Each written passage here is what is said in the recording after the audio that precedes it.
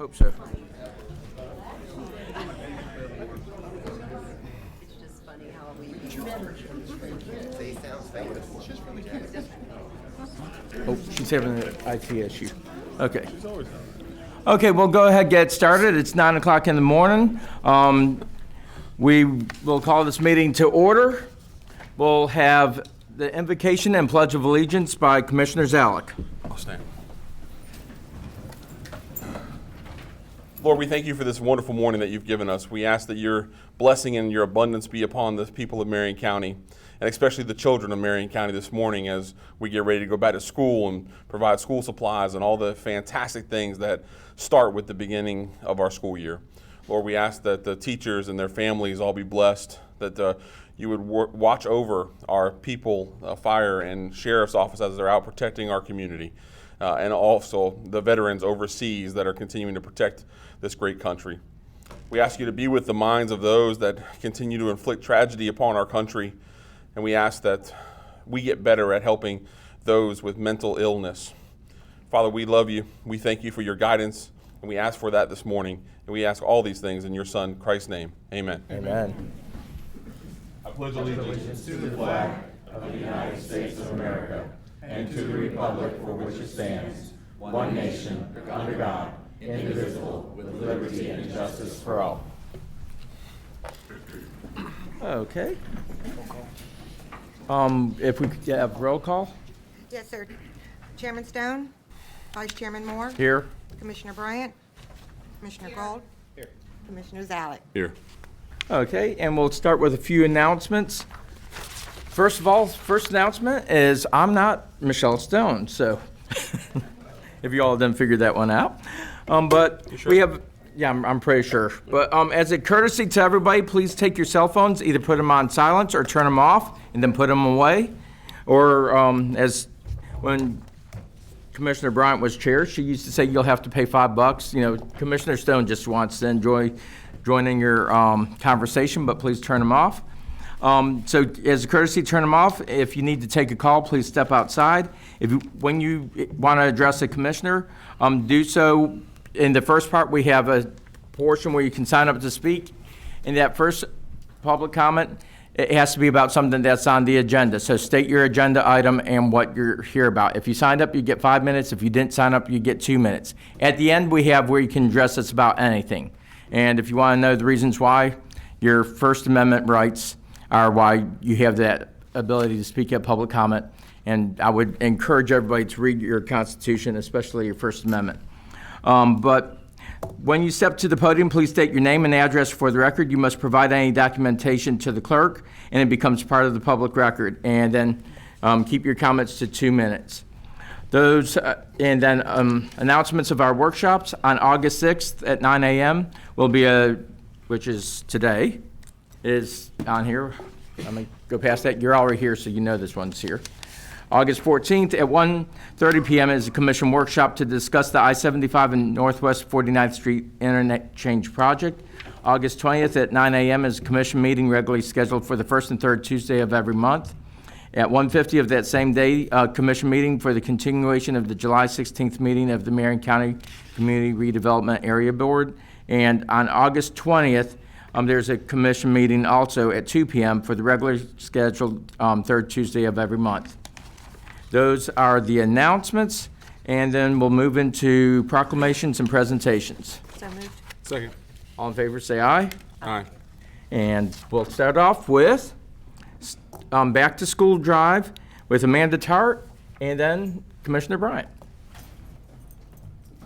And let's go around front, actually, for this. And then you have to go into recess. Yes.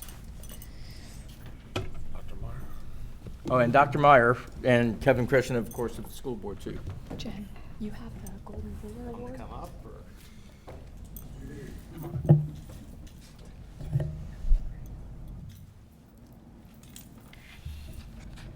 Good morning. So I think Amanda is going to let us know which one of our competitors out there won the different awards. And then we're going to have some conversation with Dr. Meyer about what we're here today doing.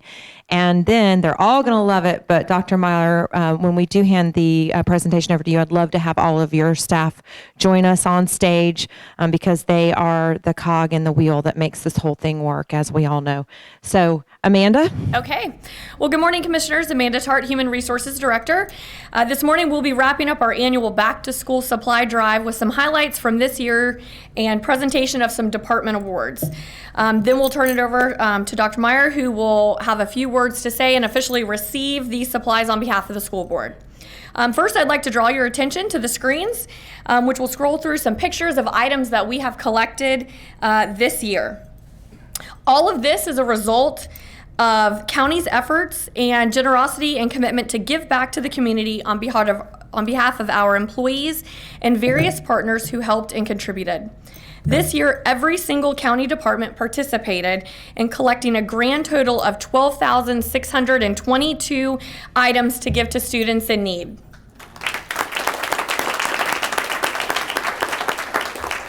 So now we will move on to presenting the certificates and awards for our competitions.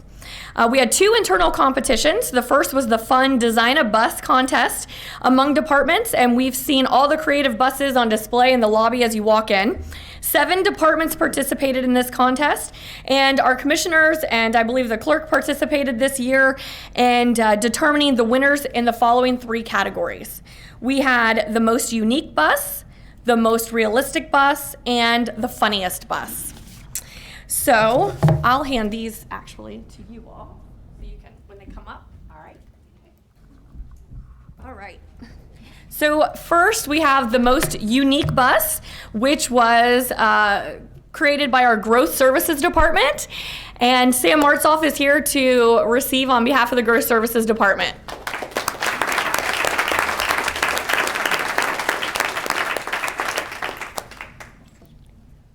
That's 2 years in a row. 2 years in a row, he says. Sam, little does he know that we're now going to make him sing the Schoolhouse Rock. Oh, perfect. Join in. What do you think? I forgot what goes after conjunction. What's your function? All right, I can do it. Take a Good job, Sam. Job, Sam.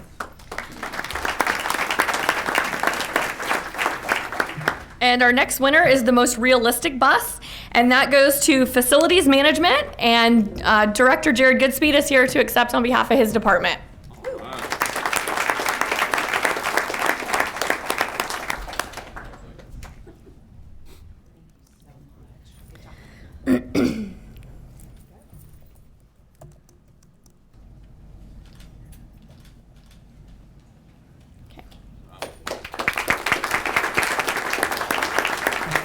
And lastly, we have our Funniest Bus Award, which is awarded to our Environmental Services Department, which is Utilities and Solid Waste.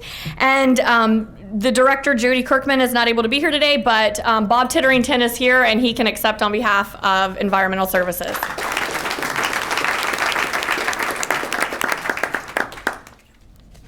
the Grouch. That was pretty ingenious. Good job, Bob. We finally got up here. This is a very coveted award.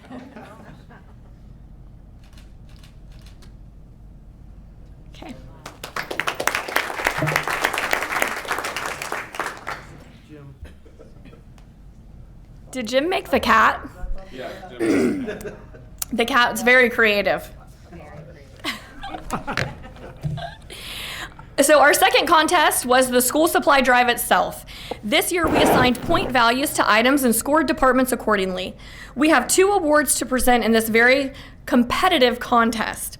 The first is the coveted Golden Ruler Award, which is awarded to the department with the most points in our internal competition, and this year the Golden Ruler Award is presented to the Public Safety Communications Department.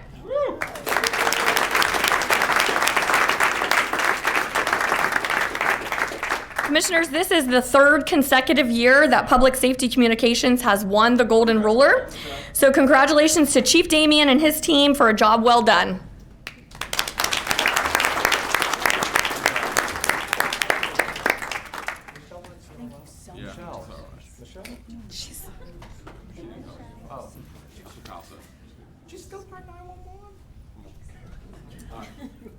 There you go. You guys get that. That was great.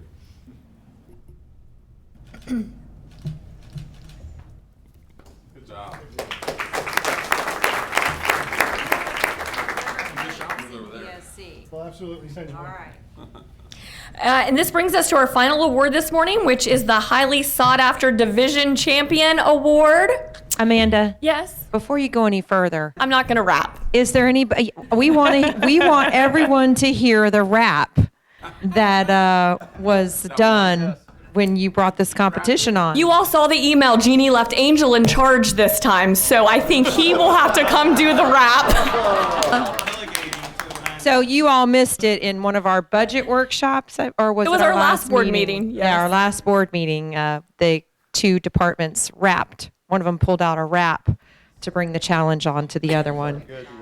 No, it was pretty good. I'm so disappointed we're not going to get a replay. There may be some CDs floating around somewhere, Commissioner, if you'd like one.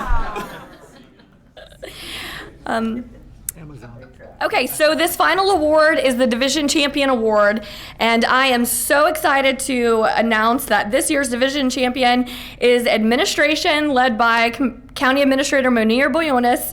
And administration collected 3,840 items for a total of 8,428 points.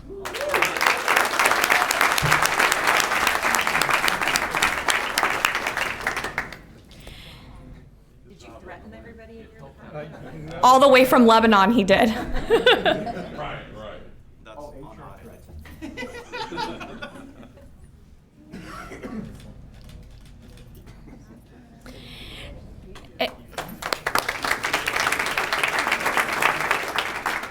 And Commissioners, in addition to all of these items that we have collected, we have monetary contributions totaling $900, which will go toward homeless children's programs of Marion County Public Schools. And Commissioners, at this time, I'd like to turn it over to Dr. Heidi Mayer, Superintendent of Schools, who will say a few words and accept the donations on behalf of the Marion County School Board. Thank you. Oh my gosh, thank you. Yes, please. We've got representatives of our social work services team, and they deal directly with our homeless and needy kids. Good morning. just wonderful. Congratulations. If you can see it.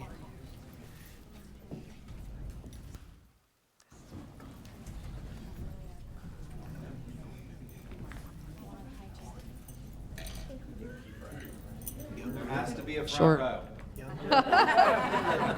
Go ahead. You go ahead. Go ahead. Yeah. No, vertically. Okay. Okay. Yeah. Okay. No, they're front and center, and that's the whole point. First of all, oh my goodness, thank you all so much for doing this collection drive for our kids. This morning, I was thinking of current events, as Commissioner Zalek referenced in his prayer, and a quote popped into my head, and it was a quote by Mr. Rogers. And Mr. Rogers said, and I'm paraphrasing here, that in times of trouble, when bad things are happening in the world, stop for a moment and think about the helpers. Because there are so many helpers who are really doing good things for people, and I think this is a day where that rings true very much. And so many helpers. My heart is overflowing. I cannot thank you enough for loving our kids. Our kids. In our district, we have about 43,000 registered students, and about 2,100 of them have declared that they are homeless kids. You know, if you're a math person, you look at the numbers, oh, that's not too bad, but one is too many. And we think that those children are the ones whose families have declared them as homeless. How many more are not? So what you've done today, you have touch so many lives. And I say every pack of pencils, every ream of paper carries a little bit of love from you to them. And that's what makes the difference. That's what makes the difference. Our improvement last year academically could not have happened without this community wrapping their arms around our kids like this. That's what made the difference. They know you care. They know you care. And from the bottom of my heart, on behalf of this amazing team and about 7,000 more of them in our district, thank you. Thanks for loving our kids.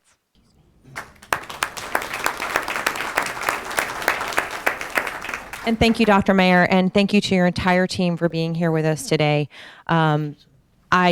I just know and think, I'm going to come over here, that you guys have one of the hardest jobs in the district, because the children that you call on, the children that you take care of, the children that you make sure they're going to get these supplies that they wouldn't have the chance to get, that they're going to get a meal sent home with them over the weekends, the different programs that you do, you really obviously care about what you do and care about the kids in this county that are less fortunate. So we thank you on behalf of the board for what you do, because it really is, at times, probably feels like a thankless job, but it's probably one of the most important jobs besides the academics, is taking care of those children that otherwise they might not have any hope. So thank you for all that you do. And with that, I think that we are probably ready to stuff the bus. So we're going to take a photo, and then we're going to take a brief recess while we go out and stuff our bus. And I'm going to hand the mic back over to our chair for the day so that he can call that recess. Yeah, we'll be in recess when we're done with this photo. There it's called.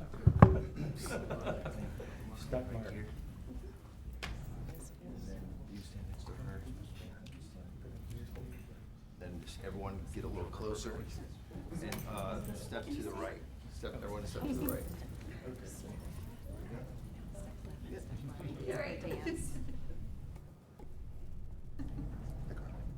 Three, two, one.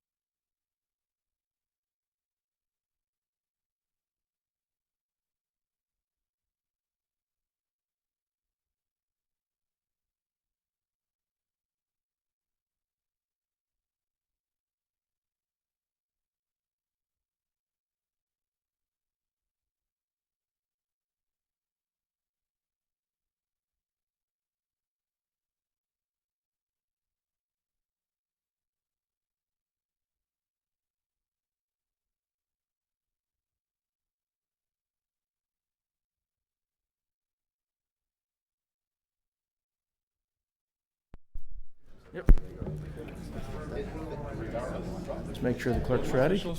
Are you all ready? Okay, we'll come back out of recess.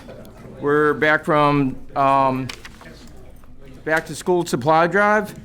Our next presentation is the building officials of Florida and Michael Savage, Building Safety Director. You're up, sir. Good morning, Commissioners. Mike Savage, the Building Safety Director for Marion County. I am very happy to be here today to recognize one of Building Safety's own inspectors, Ben Maxson. This year, the Building Officials Association of Florida presents awards to building code compliance and building industry professionals who have demonstrated the highest levels of personal and professional conduct and performance in the line of duty. At this year's BOAF 2019 Annual Conference and Expo, which was held in St. Augustine, during a leadership luncheon on Wednesday, June 12, 2019, one of our own staff members, Inspector and Plans Examiner Ben Maxson, was presented with the 2019 Inspector of the Year Award. Now, what that means is Ben was put in for the award by the department, and out of all of the building enforcement agencies in the state, all of the counties, all of the municipalities, the townships, the cities, Ben came in number one in the state. So he won Building Inspector of the Year. We are very happy for Ben. He definitely shows through on the personal and professional conduct side of it. We get a lot of great compliments about Ben, the steps he takes to educate the public and the contractors when he's out on the job. So we felt very highly that he should be nominated, and we were very happy that he won the award. So with that, happy to take any questions, or Ben is here to actually show you a copy of the award. And Yeah, let's do that. Ben?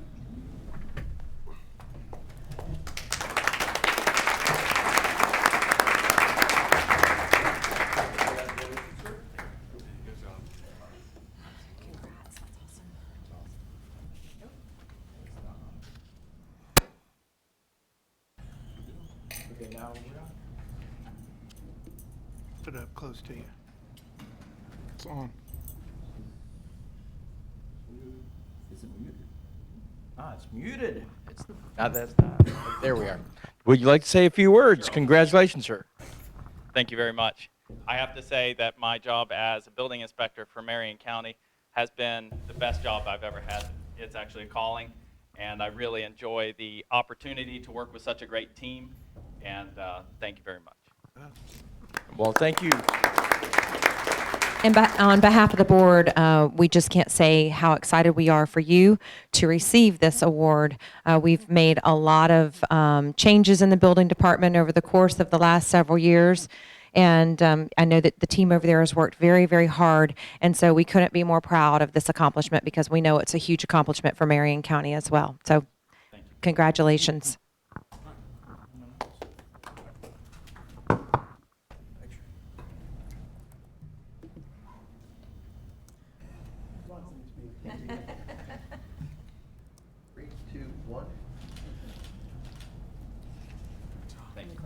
Great job.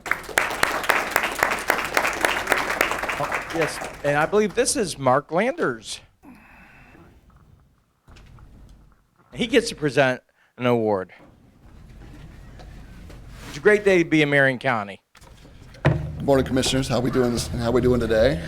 I have the honor of being up here with Ms. Megan Crowley, who operates and oversees our mobile health unit, and we're going to be presenting a certificate of appreciation to the Commission for Marion County Fleet Management. In a typical public health year, our mobile health unit operates on a schedule known, a month in advance, sometimes a month and 2 months, 3 months, 2-3 weeks at a minimum, just on scheduled events. As of January this year, the state of Florida, and Marion County included, has been involved with an hepatitis A outbreak. With that outbreak, and when we identify new cases, sometimes we have to be ready to go on a day's notice because we're looking at 14 days windows and which really narrow it down.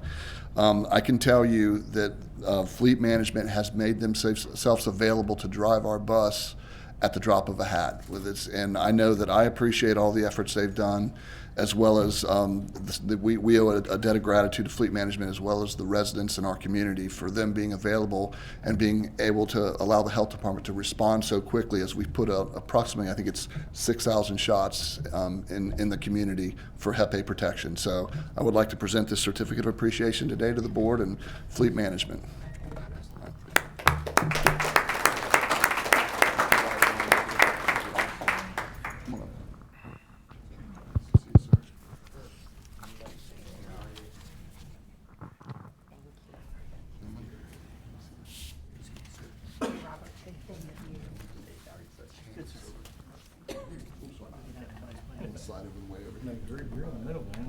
I have Robbie Deal here with me.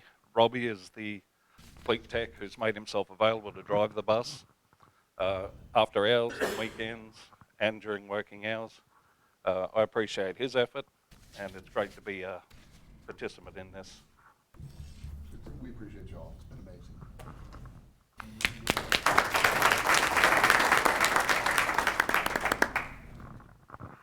And on behalf of the board, thank you for stepping up and helping with the partnership with the Department of Health. And Mark, I know that you and your team have all had your work cut out for you. And so I'm just so happy on behalf of the board to know that we've stepped up to make sure that we can help where we can as well. So great job, guys.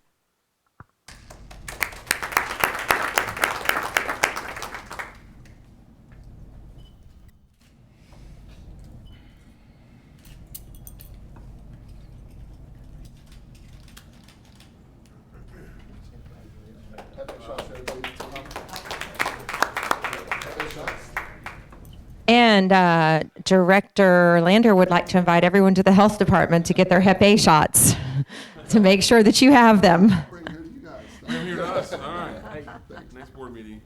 He's taunting me right now. Is that budget signs? Not yet. Okay, after the budget sign, you'll do. Yeah, I'll wait till that. I think the next item is a presentation, Okay. and That's for the Housing Coalition? yes. Okay.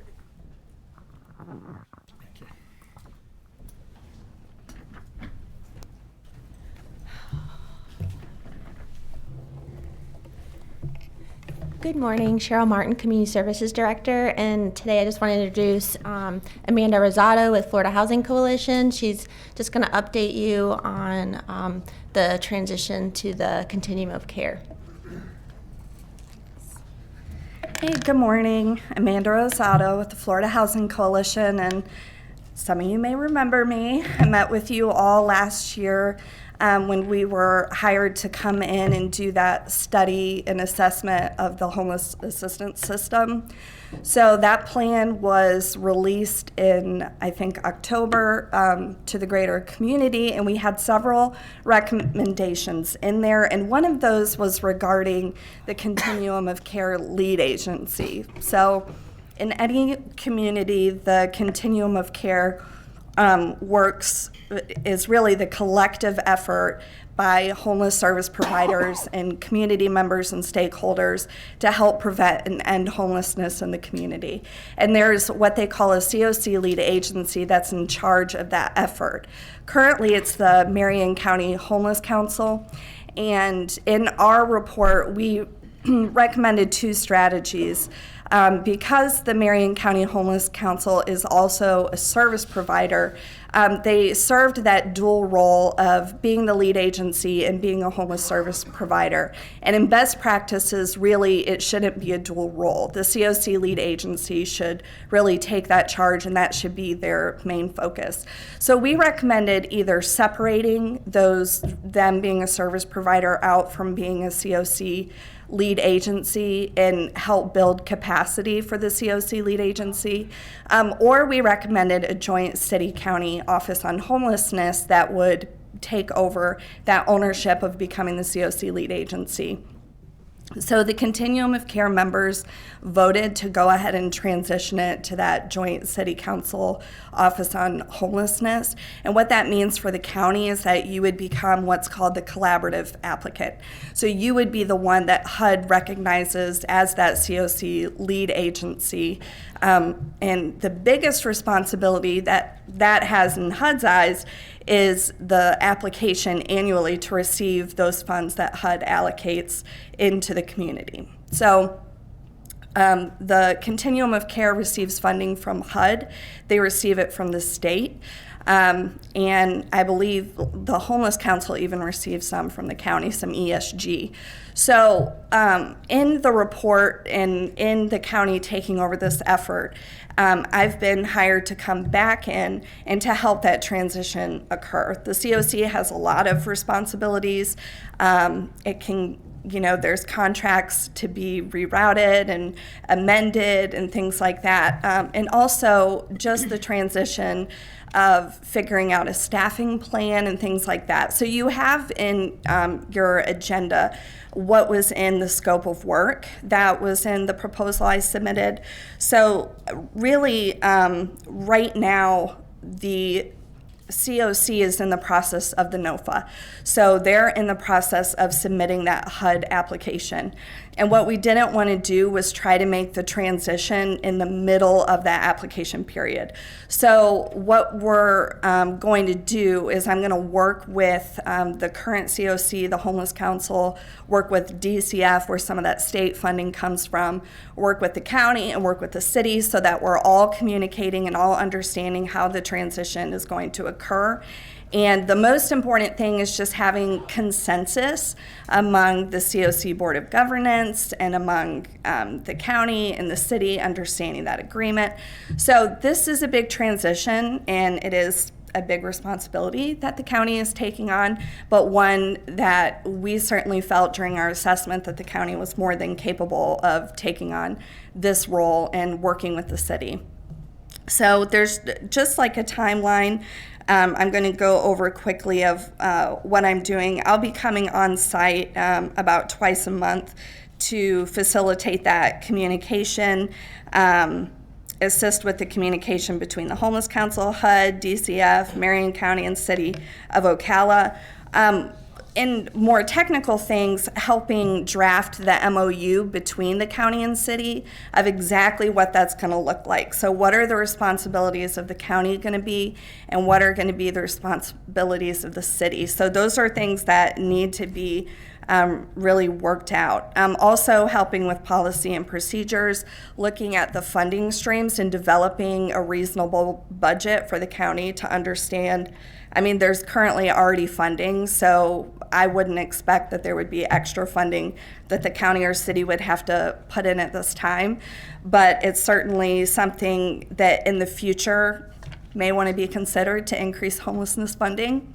As we just heard, there are several people experiencing homelessness in Marion County. So really just helping with any kind of technical assistance that's needed to help answer any questions during this time of the transition. So I will be here until January. So the application is for the NOFA for the COC is due September 30th. So the actual official transition over to the county city would be after that September 30th period.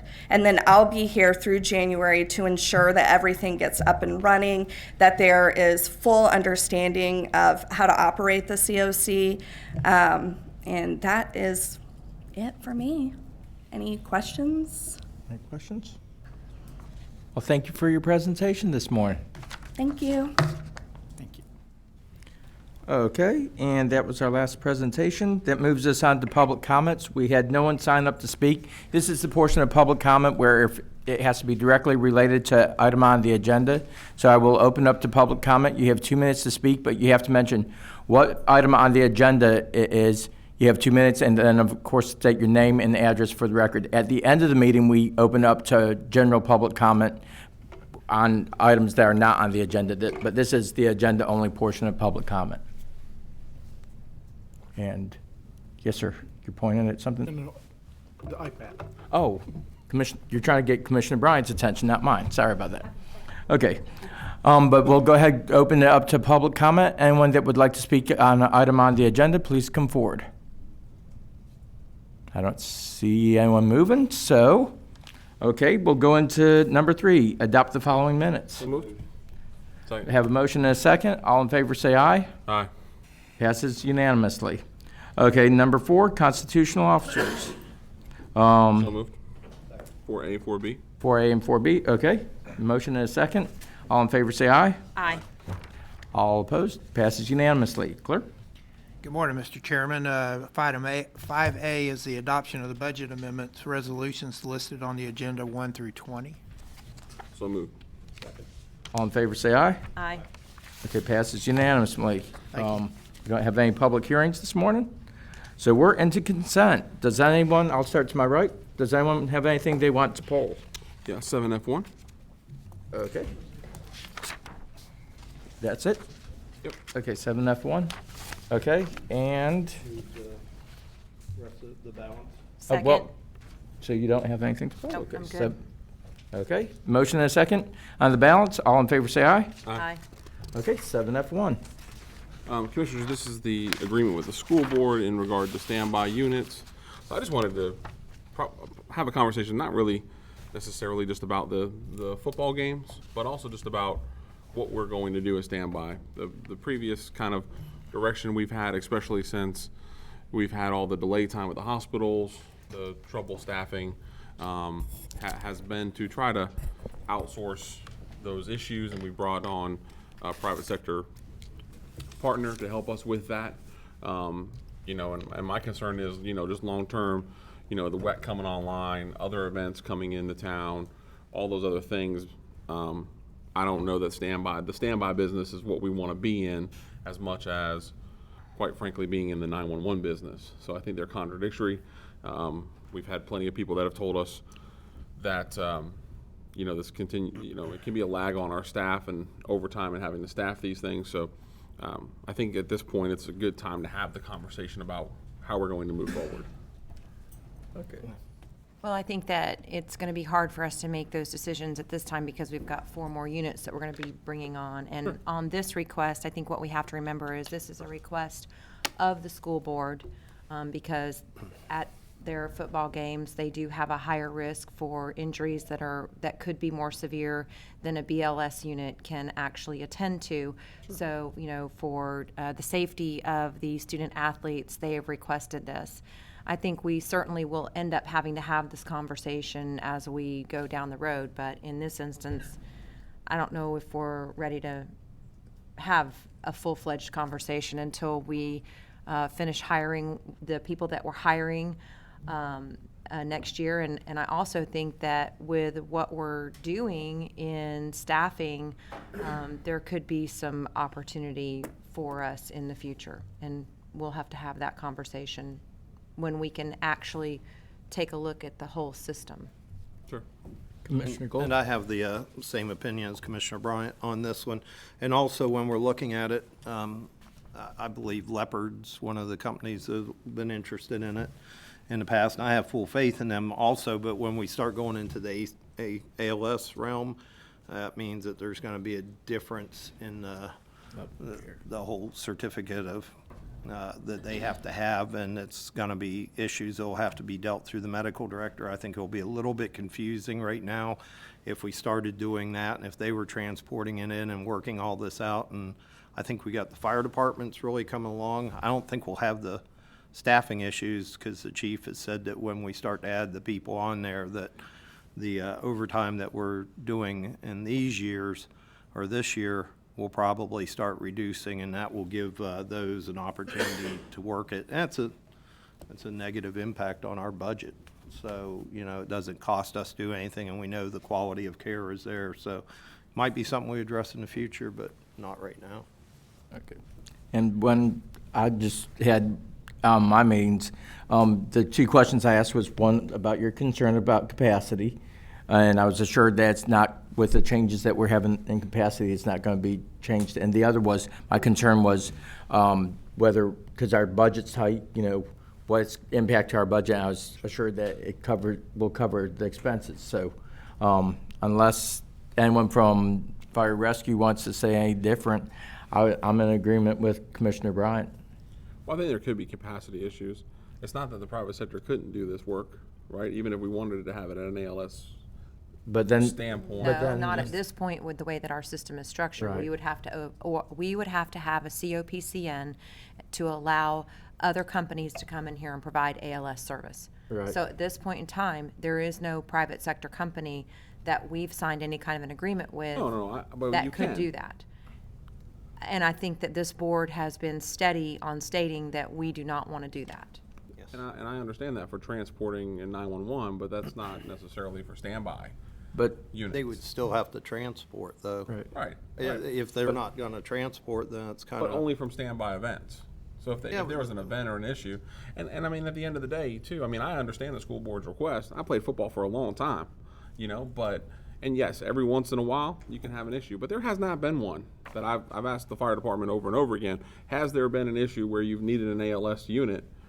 Unless somebody wants to testify something different, we haven't had one Well- in the years that we've had BLS there. But what happens when the time comes and there is the need for that, and they've made the request, and then we've gone, well, no, we don't want to do that?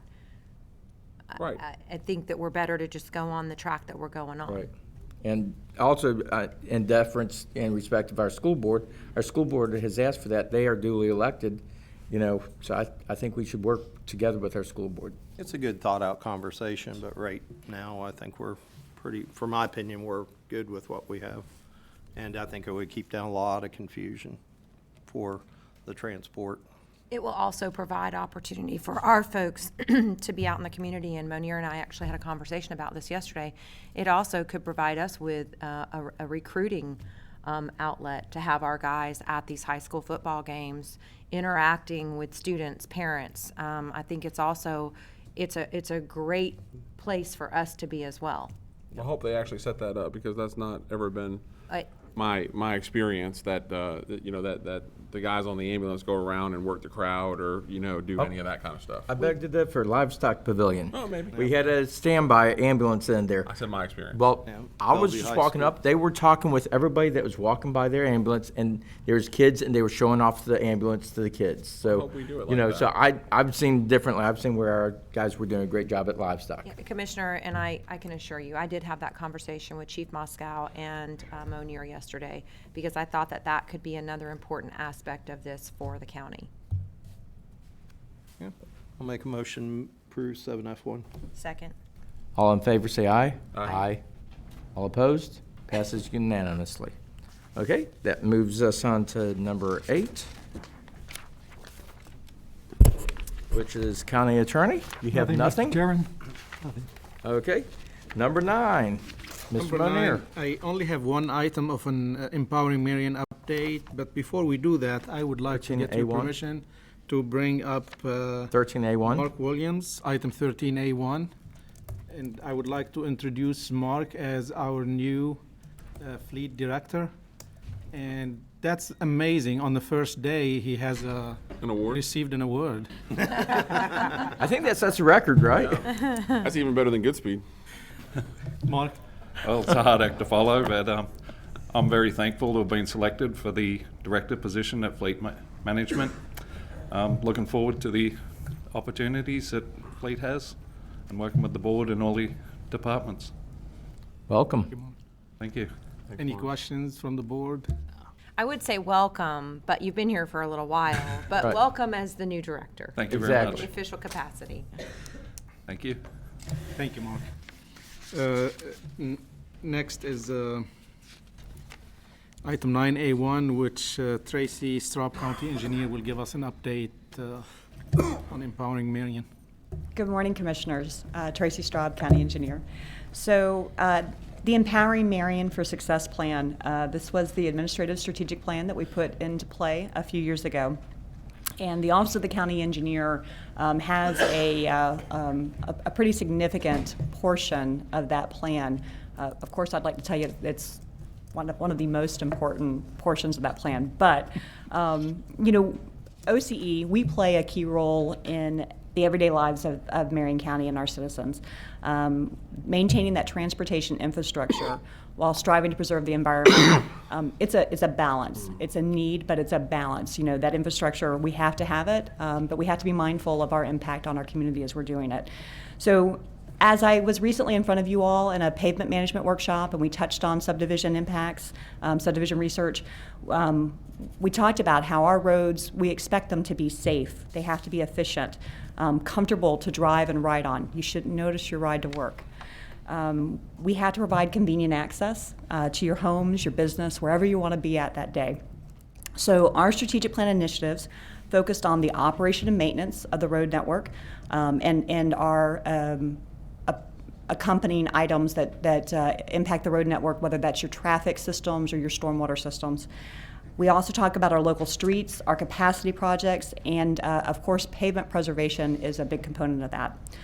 So under the category of operation and maintenance, we had 20 particular goals. I'm sorry, we had a lot because there's a big county and there's a lot that we always want to accomplish, but I only want to touch on a few of these with you all today. So under the category of operation and maintenance, we want to talk about improving traffic safety, travel safety, mobility, intelligent transportation systems. So we throw around a lot of acronyms, and this gives me an opportunity to use a lot of acronyms in one paragraph.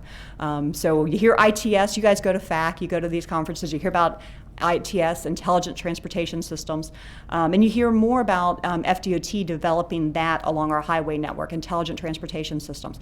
So we've had a recent opportunity through a $1.6 million grant with DOT to put in some of that smart technology across the county. So between our cameras that you will see stationed at some signals and some other traffic reading devices. These are not traffic cameras that record. They're traffic cameras that we get to visually see what's going on, and our reading devices, they tell us what the traffic flow is doing. So we're able to see how efficient some of our corridors are. And our corridors that we've been able to focus on with this project have been the Southeast 441 corridor, our 484 corridor, and of course that State Road 200 corridor. So if you didn't realize, we have 125 signals that we maintain across the county. We have one that is all the way out at State Road 40 and 19. Of course, that is not particularly connected to any other signal in the county because it just doesn't serve any purpose to be connected out there. But then, we have those highly trafficked corridors that we want to make sure folks can get down them effectively and efficiently. So that's been a big project, big undertaking. We've upgraded our traffic management center. We've put in some new screens for viewing. We've got new technology that's been tied in there for the most up-to-date reading capabilities of the traffic and the traffic flow. So I look forward to having you all out for a tour in the next couple of months and getting to see that camera and maybe getting to ride some of the corridors and see how some of the changes can occur from folks sitting in the office and being able to adapt as things are happening real time in the field. That's a huge improvement for us. So to make that, you want us to go to State Road 40 and 19 on the corner of my and Commissioner Zalek's district, where our districts change over in the far reaches of our district. I won't take you to that one. Right? I won't take you to that one. That is our lone signal in the night. So we'll put you on some of those corridors that you can feel the impact of the signal changing a little bit more from location to location. So there's plenty in the other commissioners' districts too. Yeah, but you mentioned specifically one traffic light that was on the border of our districts. I was trying to show you how varied we are. We are a very varied county, very urban, very rural. So when we talk about capacity projects, that's one of our other categories. So again, we talked about traffic and traffic flow, but capacity is our ability to put more vehicles on a road corridor, to put more people able to move around. So there's been a lot. And so I'm actually going to talk about two of our categories at one time: traffic capacity on your existing roads and traffic capacity on developing in new corridors. So, since we've done Empowering Marion County, this strategic plan, we've had a number of projects come to completion, and we have a number of projects that are in the works and ongoing. One of them that we do like to talk about is the Southeast 92nd Loop. That was a little over 5 miles of new 4-lane road. That makes for a great connection, great corridor, great ability for folks to continue to move successfully in the county. One of our other projects that has been ongoing is our Northeast 35th Street corridor. We talk about that corridor. If you didn't know it, we have a contractor out there actively working today between 441 and West Anthony Road, making the next 4-lane segment out of that corridor and improving the signals. We also have, going further to the east, we have different components of that project in development, whether it be some of it's already been designed, some of it we're in land acquisition today. You had an item that's been on the board almost every board meeting about land acquisition along that corridor. And then that road is already planned, of course, to go east all the way past 36th Avenue. Going back to the west, you all are very much well aware of the I-75 interchange that we're in partnership with FDOT on. Huge project for the county and a lot of activity going on around that corridor. And then we continue going west over to 225A, where we're going to intersect with the south, the northwest and southwest 70th and 80th Avenue area. So that corridor, then we're going to pick up and we're going to go all the way into the southwest portion of Marion County on that 70th Avenue and 80th Avenue line. We're in what we call preliminary engineering and development. One of my acronyms, PD&E, preliminary engineering, preliminary design and environmental. We use it a couple different ways, but don't forget the environmental component. As we're reviewing those corridors, we're still environmentally conscious about our impact and our footprint that we're making.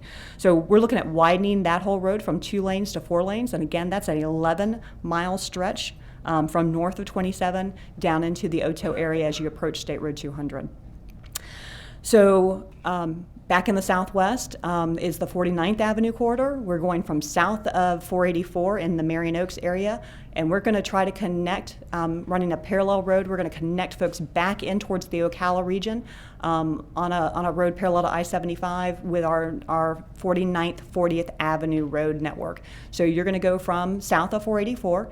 We're going to interchange there at Marion Oaks, on the north side of Marion Oaks. We're going to hit the existing alignment of 49th Avenue. At 95th, there's a section of that is currently in construction today.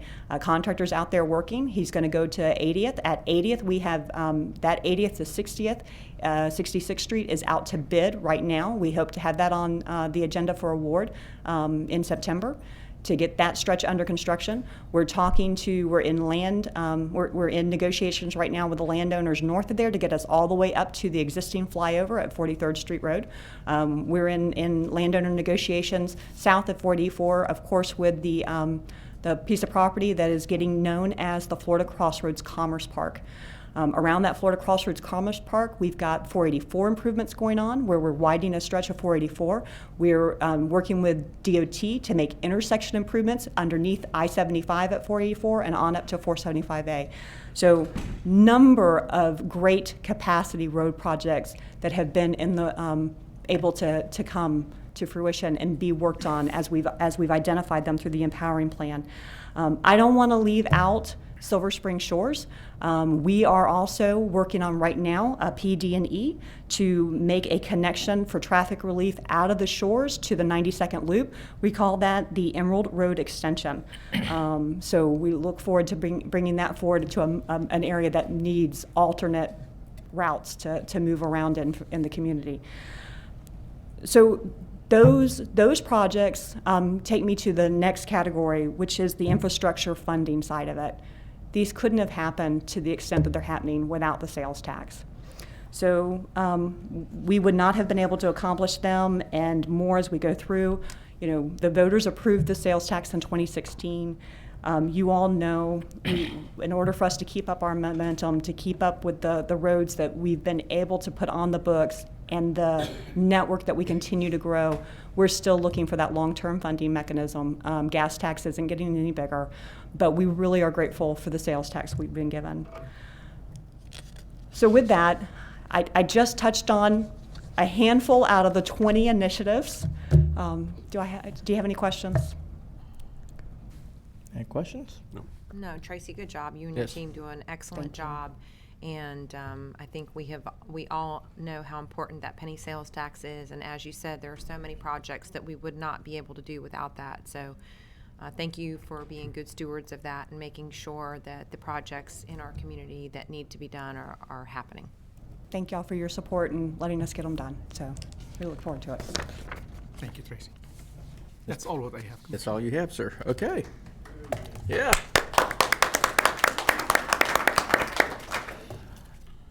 Okay, that leads us into item 10. Move 10A and B.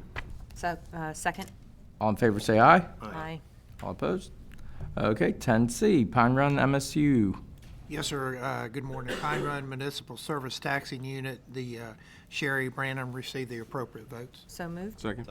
All in favor, say aye. Aye. Passes unanimously. Okay, 10 D and E. Second. all in favor, say aye. Aye. Aye. All opposed? Passes unanimously. Number 11, notation for action. I'll move 11A and 11B. Second. All in favor, say aye. Aye. All opposed? Passes unanimously. Okay. 11C, which is request to approve and schedule a public hearing draft unit for the Silver Springs Conservation Area in Silver Springs, Sand Hill on Tuesday, September 17th at 10 a.m. I'll actually go ahead and move 11C and 11D. Okay.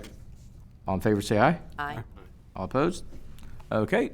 Gets us to general public comment, and we have several people who signed up to speak, so give me 1 second to grab that list.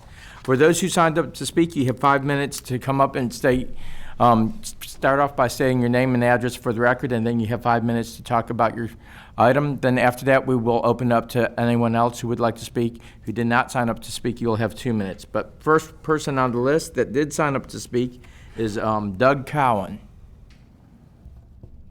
Is Doug here? I don't see him. Okay. Next is Richard Bassel.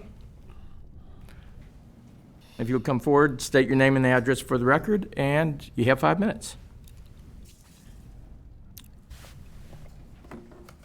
Hello, everyone. My name is Richard Basile. I live at 520 Northwest 35th Street in Ocala. I'm here to talk about the fire assessment tax on RV parks. The tax originally was on a prorated basis. So if you had an RV in your spot for 6 months and the spot was vacant for 6 months, you paid the tax for 6 months for the fire assessment. They've since changed that to where if you have a RV in a spot for 1 day, you're still paying the tax for the entire year. My problem with that is that the code enforcement, there's RVs parked everywhere in the county. They're at churches, they're at businesses, they're at residences, and there's farms and businesses and residences that advertise online for your RV tenants. So I've lost 4 of my tenants that are there during the peak season that go to these farms or businesses during the off-peak seasons. I talked to the people at the codes board, but they're understaffed and they basically don't do anything about it. So you guys are losing money on the permits for having these RVs. I have to pay permits, I have to pay fees, I have to have my water tested 2 times a week. I have to have my water tested for bacteria every 3 months. There's a whole plethora of things that we have to do as RV park owners that these farms, churches, residents don't have to do.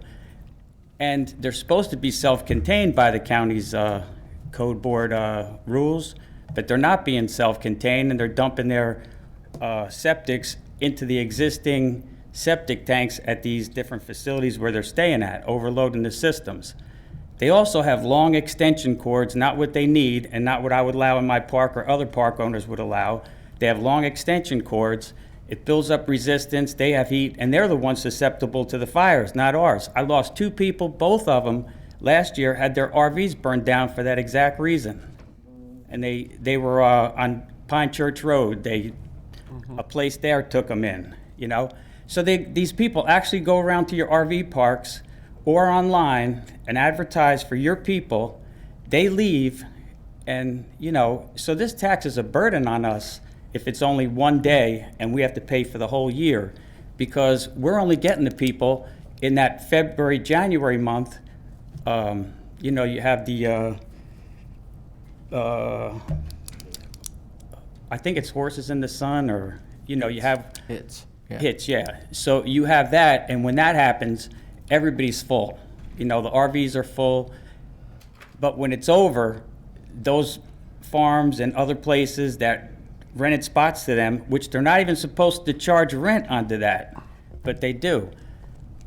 So my thing is that tax is a burden, and there should be something done where there's a dedicated code officer because it's truly an epidemic in this county. You can go down 441 by Northwest 35th where they're doing this project, and you could head north from there, and if you look to the right, there's an RV right on the road. They got a long extension cord going through the window. You look across the street, and there's one in the back where people are living at that business. You go up the street a little further, there's the Phoenix House, I think it is, and there's an RV that's been there for 2 years sitting on the side of there with the long extension cord going into that business. So I wish something could be done to address that, because a lot of the RV parks have, the smaller parks have gone out of business in the last 2 or 3 years since they made this change. So it's a hardship. I hope there's something that can be done. I've heard about it too. Yeah. Well, this is the first that I've heard about it, so I'd like for our staff to do some. I actually didn't know about the way that we prorated it. Right. I heard something, but I think the greater issue that we do need to address is because there are plenty of farms that have come before us and gotten a special use permit for a certain period of time during hits. Right. And those are the only ones that, quite frankly, should be, having an RV next to a barn. And I'm sure that there are a lot more that we, don't know about. Right. They're out there with 20, 30 RVs on the properties. There's churches with 5, 6 RVs.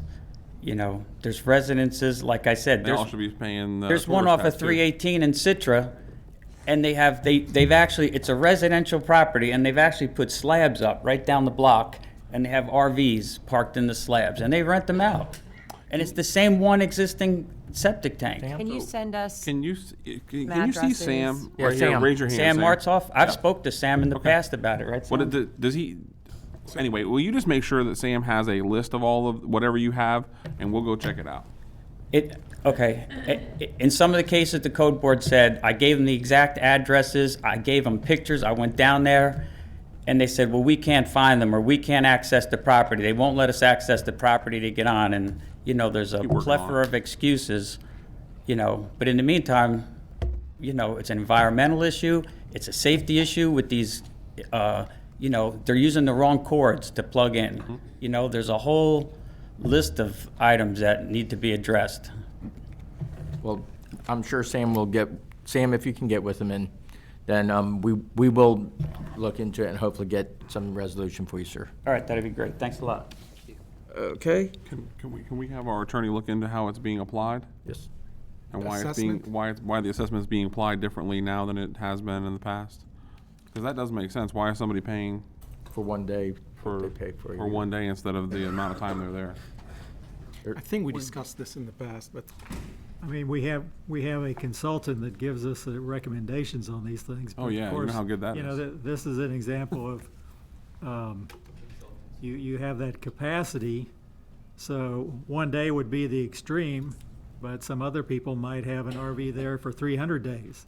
So we don't have the capacity to send somebody out there every day of the year to check and see if there's an RV on the property. So that's one of the reasons you think they're approaching it from the standpoint of the capacity of the RV park to have those slots available, and they're assessing them on their capacity to do that. We'll get you some more information on that, Commissioner. Yeah, I understand that, but that's only as, I understand the philosophy of that, but that's only as good as you can enforce it on the other side, right? Yeah, it's easy to do on that piece, but then at the farm that comes in and sells 30 spaces for RVs and horses, if they don't have to pay for it and they're just hooking up, and then he's right. That's unfair taxation. Well, that's a different issue than the assessment proration, but it's not a different issue to those business people. I think it's something that we certainly need to take a look at. Yes, definitely. Okay, Miss Jerry, you're up. Good morning. Good morning. Jerry Girthy, Florida Kids Helping Kids, 3560 Southeast 137th Lane, Summerfield, Florida. And I'm here to talk about the Marion County Fair. We got a location as of yesterday to host our event. But because of the long time that it took us to get a location confirmed. We weren't able to come before the county where they put that grant that comes in at the beginning of the year. So I'm asking for help with security, with our sheriff's department. We need a minimum of 4 officers, 2 on parking and 2 walking inside. With the recent events, I feel like having the sheriff's department, especially at a huge event like this, is going to be beneficial not only to us but for the county as well. Walmart, 2 Walmarts had bomb threats here in Marion County. Even though there was nothing there, they still had to evacuate the store. About 2012, I had my first bomb threat at a little bitty carnival. That was when we had it down at the ballpark. So these are very real threats. So this is a concern that we have, that we want to make sure that we get support. So I'm asking the county for support with security. The sheriff. That's The sheriff he controls his own budget. Well, last year sheriff was going to support us, and then he was told at the end he couldn't be a sponsor. So I had to prepay to have the sheriff's department come out. And thankfully they let me prepay in increments, because in my budget we put $20,000 towards advertising, which we already paid out.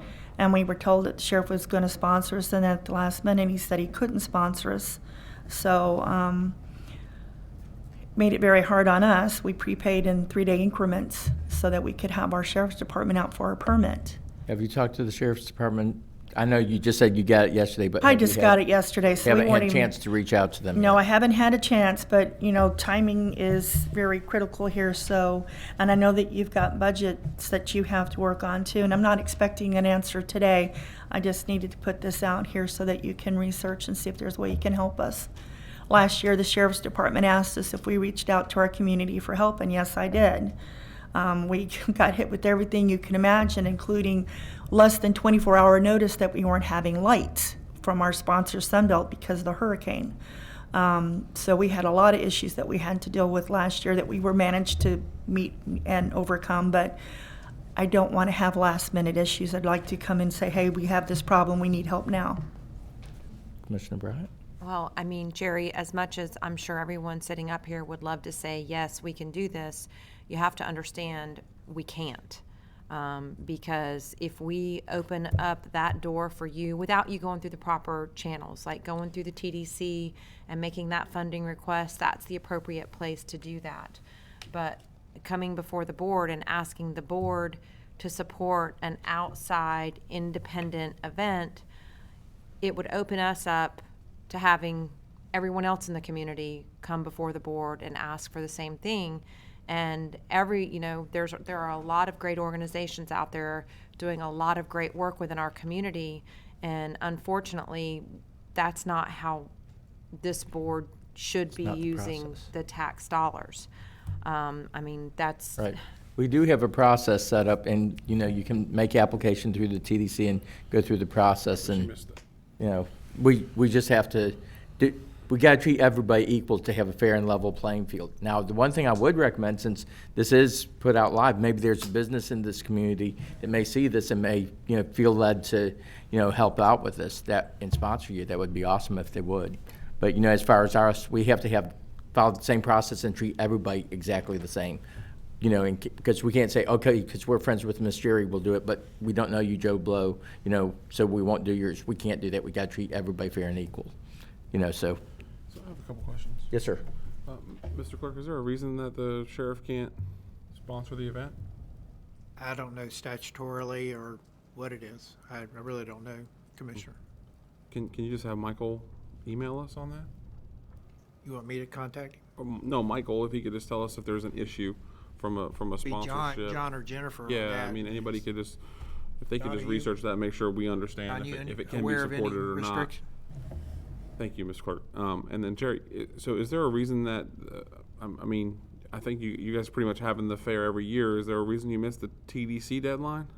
We didn't have a location. You have to have one to apply? We have to have a location in order to get your grants, because if we're not for sure that we're able to host the grant or host the event, then that not only looks bad on us, it looks bad on the whole thing all around. So Is it a requirement, though, that you have? pretty a location? much, you've got to have a location, and you've got I'm to. asking because, why couldn't you apply Because We then know if you you, have- because then what if it you have goes to somebody that somebody else. comes in, well, no, we make all of our allocations, and then what if there's an event that we could have given funding to that we don't have the funding for because we gave it to an event that made an application but didn't have everything done yet because she just got her location yesterday. Yesterday, And when is your fair? October. There's a chance that she might not have even had a fair this year. Right. Yes. So, I mean, Yeah, we would have that's- allocated funding to an event that might not happen. That's what I'm asking. I just want to make sure I understand the process. Yeah, in lieu of.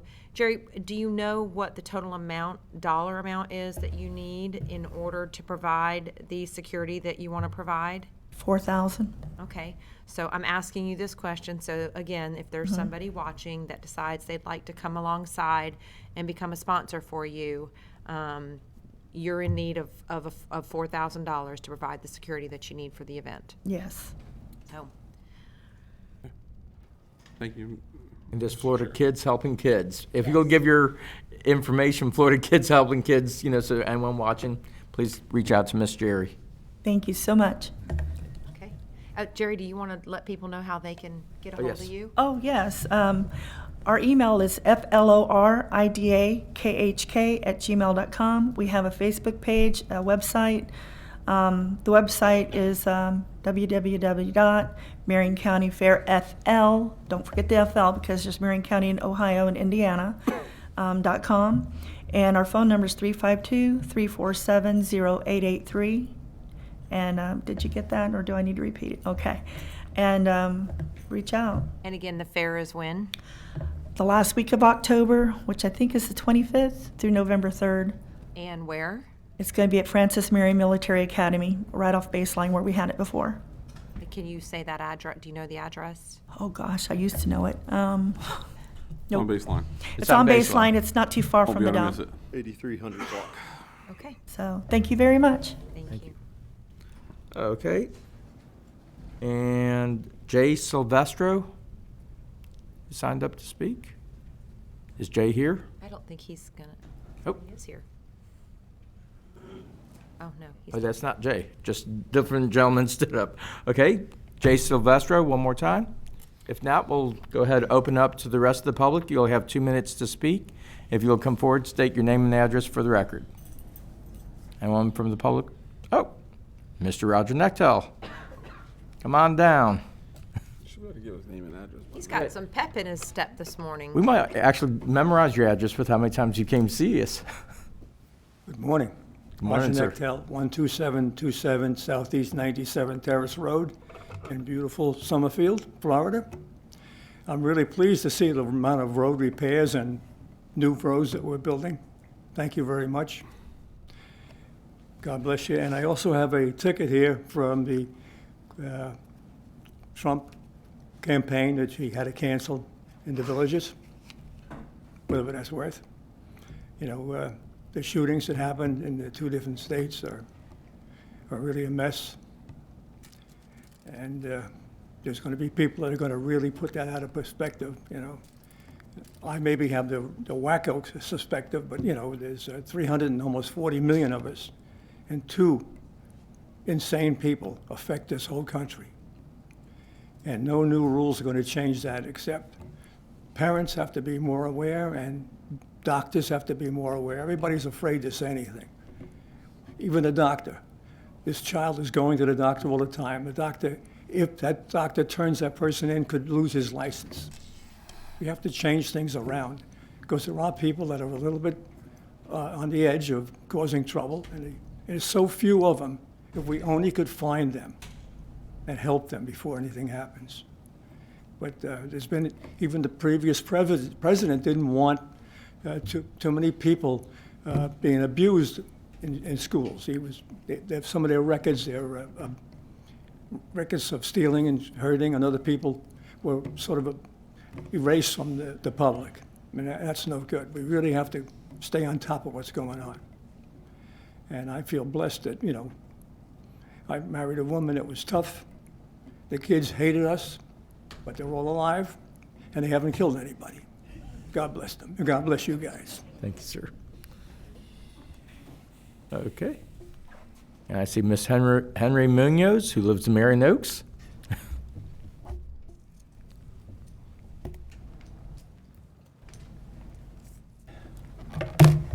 Henry Munoz, 495 Marion Oaks Boulevard. Now, I'm glad to hear the road conditions and so forth, but I'm concerned about the project with the state on 484 and I-75.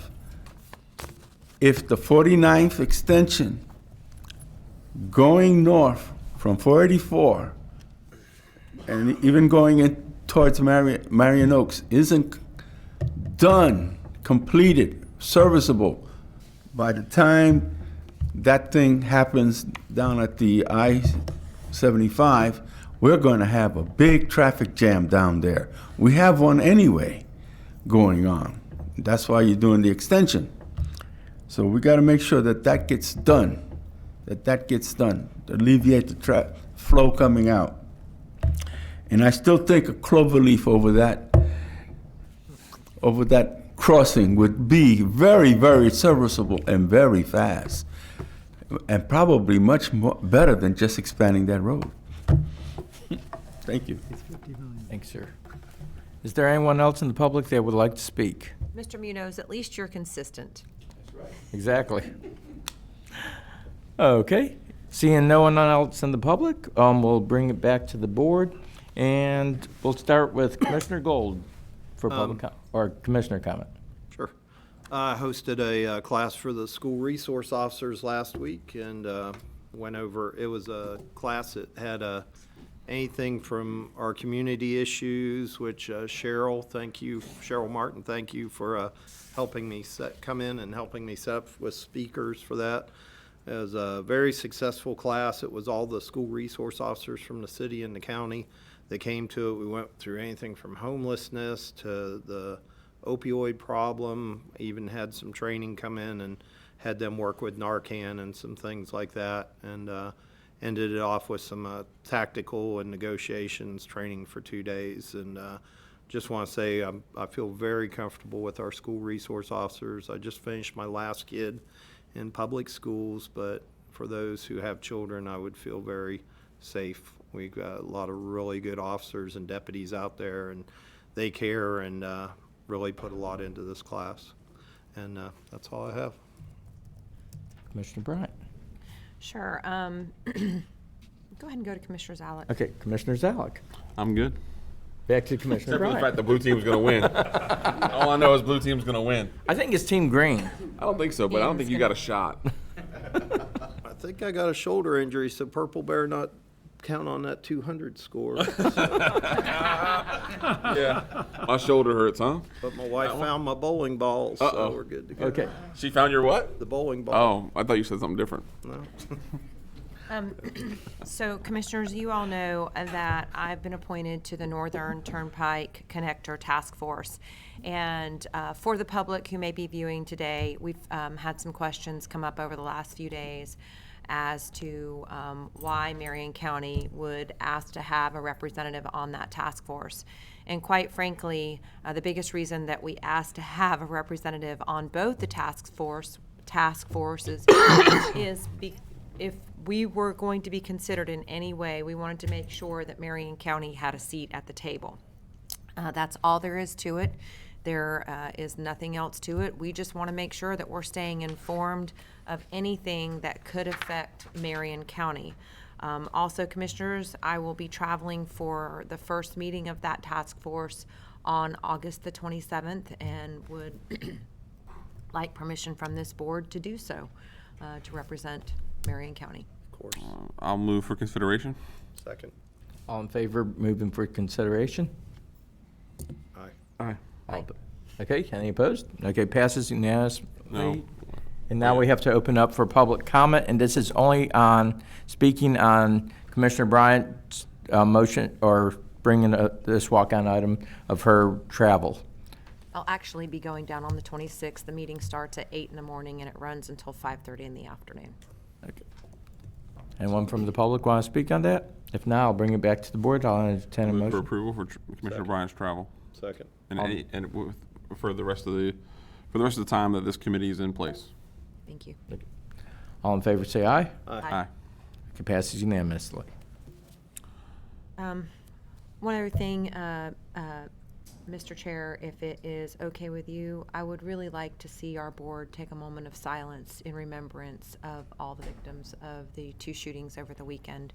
And I think the one thing that we as a community should be doing is we need to pray. We need to pray for our nation. We need to pray for healing for our nation. And we need to pray that our leaders can come up with solutions, the needed solutions to handle these events. And pray for those families that have lost loved ones, and pray for our community that we stay strong and steadfast in our beliefs, and that we hopefully never have to face a tragedy like that here. So, Let's take that moment of silence you just mentioned.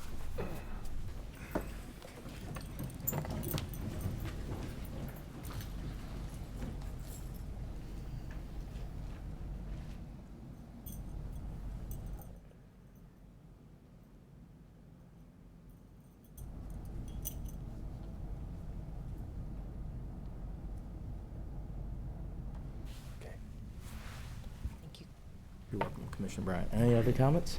Okay. Thank you. Okay.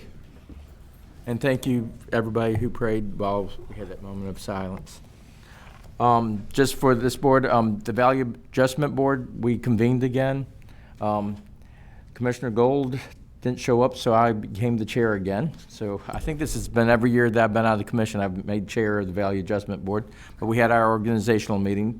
On the East Central Florida Regional Planning Commission, we had our meeting, and Juan Castillo's replacement, and I can't remember her name, but she joined us going down. But that's one board that I've really appreciated compared to when we were with Lacucci, because this one we actually get benefit back to Marion County, and they actually help us with our regional planning, and they also help us with our road projects here, so it's greatly appreciated. Also, they look at economic development, which is another great thing. So those are the basics of everything. I'd like to thank our first responders, our 911 communicators, everyone that keeps us safe every day. Thank you for all you do. Thank you to all of our employees who keep Marion County the greatest, best county in the state of Florida, and we're the best state in the best country and the best, best country in the world. So we're the best in the world. So thank you, Marion County employees, for keeping us the best. And with that, I believe we are 12C. Hold on one second. Let me put on my glasses to see what 12C is. Oh, our calendar. We're good. Then we're good. Okay. So we can be adjourned. Got my glasses. 12C was